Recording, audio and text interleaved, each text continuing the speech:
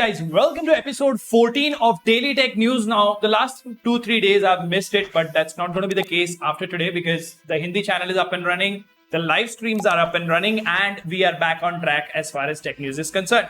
Now, before we begin, let me tell you a very interesting fact about Google. Now, every now and then, Google rents goats. Yes, Google USA rents out about 200 goats and let them roam around their complex for a week to eat the grass. Now, the reason they do this is because they feel it will cost them the same as much as a lawnmower would to clear the grass. Very interesting, right? So welcome to episode 14 of Daily Tech News. We have some very interesting stuff. We also have a live stream at 9 p.m. today. There is a new update out for Poco X3 Pro 13.0.2 global stable for India, and we're going to test the gaming performance on that. Now, without further ado, hello awesome people. Welcome to PhoneOps. My name is Kailash. Let's get going.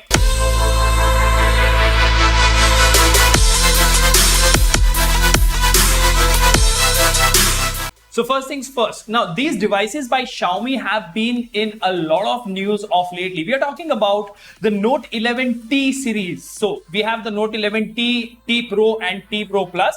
Now, that is the first device with a LCD panel to get a A+ certification in DisplayMate. Now, remember, DisplayMate is an organization which, analyzes displays and rates them based on their clarity and warmth and multiple factors. So it's really interesting to see that a LCD panel, that too on a Redmi Note series, which is not, of course, a flagship device, is getting an A+ certification. Now, although Redmi devices, especially the Note ones in India, have reached of prices like 20 to 23,000 rupees. So it'll be interesting to see when these launch in India for what price they would be launched. Now, very interesting development over here by Xiaomi. They've partnered up with Leica. Now, in the last few years, you've noticed that Leica is a camera or a lens manufacturer with whom a lot of smartphone manufacturers are partnering up to develop their flagship series of devices and amazing camera experiences. If you check the news lately, we recently got the release of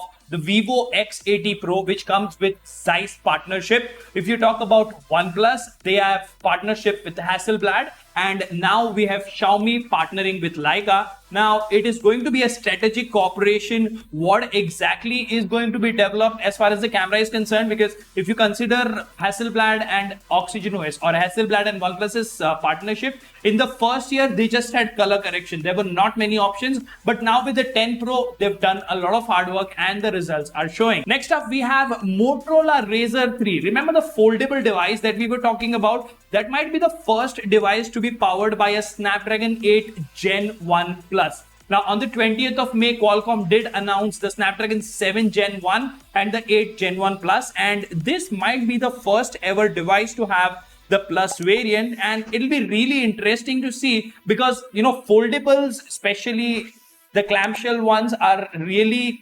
very compact as far as the space is concerned, and a processor like the Snapdragon 8 Gen 1 Plus will definitely need all the cooling that Motorola can offer. Infinix in the news once again. Hot 12 Play launched in India with a 90Hz display and a 6000 mAh battery. Now, it's going to have a 1612 by 720 panel, which is a HD resolution. We are not even talking about full HD over here. The size is quite big, that is 6.82 inches. 90Hz refresh rate, 180Hz touch sampling rate, but a Unisoc T610 SoC.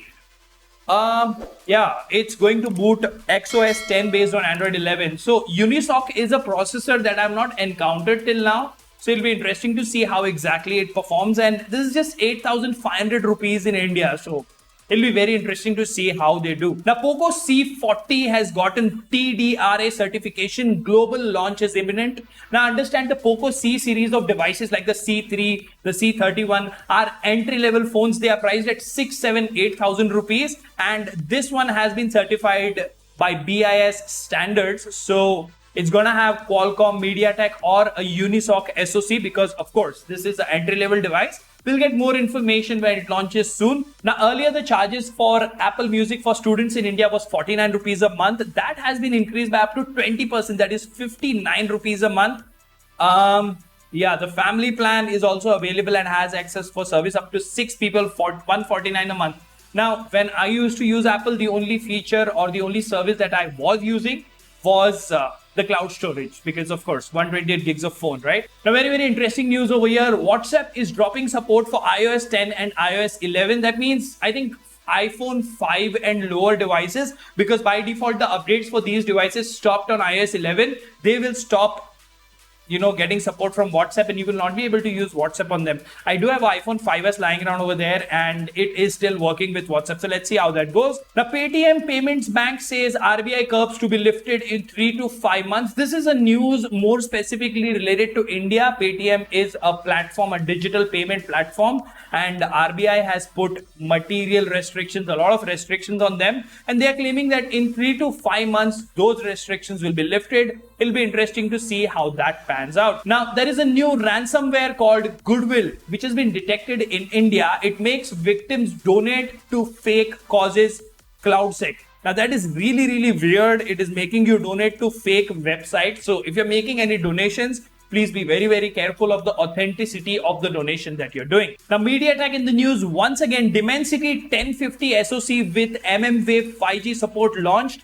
Dimensity 930 Helio G99 SoCs also debut. Now, 1050 is a system on chip, that is a SoC, which means it is everything: the controller, the RAM, the hard drive, everything. The new chip is the company's first chip offering millimeter 5G connectivity. It supports 144Hz Full HD Plus displays along with MediaTek's Mira Vision 760 video enhancement technology. Now, it also has a APU, that is MediaTek's APU 550, to support artificial intelligence.